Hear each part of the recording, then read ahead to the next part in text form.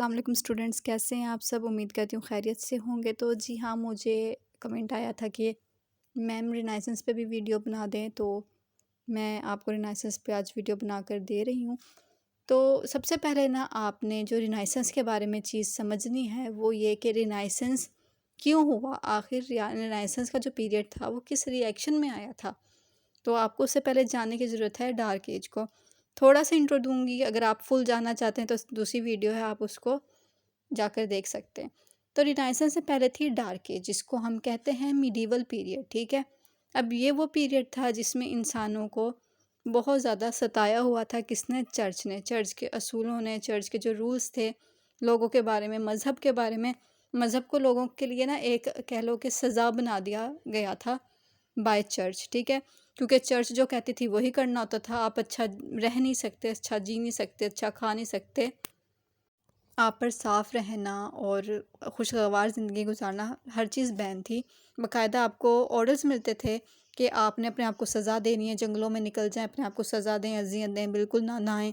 جتنی سزا دیں گے اتنی جلدی آپ کو اجر ملے گا، آپ کی جو معافی ہے قبول ہوگی اور آپ کو جنت ملے گی آگے جا کے، ٹھیک ہے۔ اس کے ری ایکشن میں آیا رینائسنس۔ رینائسنس اور رینیسا، آپ اس کو کچھ بھی پروناؤنس کر سکتے ہیں۔ پیریڈ یہ تھا 1500 سے 1600 تک۔ میننگ تھا ریوائول آف لرننگ اور ری برتھ۔ ری برتھ کس چیز کی تھی؟ انسان کی سوچ کی، انسان کے شعور کی۔ ریوائول آف لرننگ، شروعات تھی پھر سے ایک بار پڑھائی کی طرف، چیزوں کو سمجھنے کی طرف، چیزوں کو سیکھنے کی طرف، چیزوں کو آبزرو کرنے کی طرف، ٹھیک ہے۔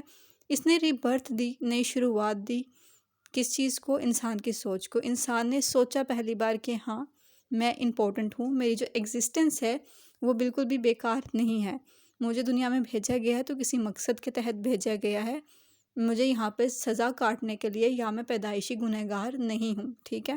انسان نے اپنے آپ کو پہچانا، اپنی ایگزسٹنس کو پہچانا، اور انسان نے جو شروعات کی اپنے ایک نئے سفر کی، جس میں اس نے چیزوں کو سمجھا، پڑھا، آبزرو کیا، اس میں ڈیولپمنٹ آئی، بہت ساری جو نئے انوینشن ہوئے، اور انسان کو سب سے بڑی بات، انسان نے خود کو توجہ دینا شروع کی۔ اس کے بعد ہمارے پاس ایک اور پوائنٹس یہ ہیں کہ ایج آف شیکسپیئر اور ایج آف ایلیزابیتھن بھی، اور ایلیزابیتھن پیریڈ بھی اس کو کہا جاتا ہے رینائسنس کو، ٹھیک ہے۔ یہ صرف آپ نے ایک نو ہاؤ کے طور پر اس کو جان لینا ہے، اس کو ابھی ڈیپ ہم اسٹڈی نہیں کریں گے، ابھی ہم رینائسنس پہ رہیں گے۔ پھر ہمارے پاس ہے definition. Renaissance is a French word meaning re birth. Re birth کا مطلب کیوں ہے اور کس لیے، یہ آپ کو میں نے پہلے ہی کلیئر کر دیا ہے۔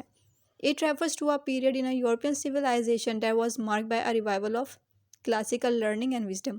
یہ وہ پیریڈ ہے جس نے یورپ کی سویلائزیشن کو وزڈم دی، اور اس کے اندر ریوائول آف لرننگ ہوا، ٹھیک ہے۔ کیوں ہوا تھا، کیا تھا، یہ میں نے آپ کو پہلے بتا دیا ہے۔ اور اس کلاسیکل لرننگ یہاں پہ اس لیے کہا گیا ہے کیونکہ جو اس میں ورک پروڈیوس ہوا تھا وہ زیادہ تر کلاسیکل تھا، ٹھیک ہے۔ اور دوسرا، اس نے لوگوں کے اندر وزڈم دی، ان کی وزڈم کو اور انہینس کیا۔ ہاں جی، تو اب ڈسکس کر لیتے ہیں ذرا بیک گراؤنڈ ہسٹری کو۔ تو جو رینائسنس ہے وہ سٹارٹ ہوتا ہے ود دی فال آف کانسٹینٹینوپل، موجودہ دور کے جو استنبول ہے اور اس وقت کا قسطنطنیہ تھا۔ یہ ہوا تھا 1453 میں، جب ترکس نے انویڈ کیا تھا، اپنا حصہ بنا لیا تھا۔ اس سے پہلے یہ روم کا حصہ تھا اور کیتھولک چرچ کا مرکز تھا، ٹھیک ہے، کہہ لیں گے سینٹرل تھا یہ اس وقت کرسچینٹی کا۔ تو اس وقت جو لوگ چرچ میں کام کر رہے تھے یا ادھر کام کر رہے تھے تو وہ چرچ کے بھی تھے، اور وہ اسی ٹائم جو تھے وہ اسکالرز بھی تھے، گریک اسکالرز تھے۔ ان کے پاس جو تھی انویلیوبل گریک مینیوسکرپٹ تھی، یعنی کہ گریک کے دور میں جو کام ہوا تھا ان کے پاس جو تھے کاغذات وغیرہ، مینیوسکرپٹ، سب کچھ تھا، جو کچھ چیزیں ہوئی تھی، جو بھی کچھ تھا۔ تو انہوں نے کیا کیا، انہوں نے جب دیکھا کہ جو ترکس ہیں ظاہر ہے وہ مسلم ہیں، وہ آ رہے ہیں اور اس پہ قبضہ کر رہے ہیں، تو وہ اپنی سب سے زیادہ ویلیوبل چیزیں جو ان کو لگی وہ مینیوسکرپٹ اٹھائیں اور وہ پورے یورپ میں پھیل گئے، وہاں سے بھاگ گئے، جہاں ان کو جگہ ملی وہ وہاں جا کر بس گئے، چھپ گئے کہہ لیں، ٹھیک ہے۔ اس طرح اس میں سب سے پہلے جو ہے نا شروعات ہوتی ہے رینائسنس کی اٹلی سے، اور وہ ہوتی ہے 15 سینچری میں۔ جو ایک گریک اسکالرز ہوتے ہیں وہ اپنے ساتھ مینیوسکرپٹ لے جاتے ہیں، وہ پورے یورپ میں پھیل جاتے ہیں، اور یورپ میں سب سے پہلے ہوتا ہے اٹلی. اٹلی میں جا کر اس کی شروعات ہوتی ہے 15 سینچری میں. اور وہاں پہ کیا چیزیں ڈیولپ ہونا شروع ہو جاتی ہیں؟ آرٹ اور آرکیٹیکچر میں ڈیولپمنٹ ہونا شروع ہو جاتی ہے. اب وہ لوگ جو ہے، آپ یہ سوال کرتے ہیں کہ اٹلی میں ہی کیوں شروع ہوا؟ تو جب وہ لوگ بھاگے، ان میں سے کافی سارا جو حصہ تھا نا، بہت سارے جو لوگ تھے وہ اٹلی میں چلے گئے. ٹھیک ہے، وہاں پر جا کے اس کی سب سے پہلے شروعات ہوگی. انگلینڈ میں آتے آتے اس کو بہت ٹائم لگا، اور کیوں اور کیسے یہ میں آپ کو نیکسٹ ویڈیو میں بتاؤں گی، کیونکہ اتنی ساری ہسٹری ایک ویڈیو میں کور کرنا کافی ڈیفیکلٹ ہوتا ہے اور آپ کو سمجھ بھی نہیں آئے گی. تو جیسے میں نے آپ کو بتایا تھا کہ اٹلی میں اس کی شروعات ہوئی تھی.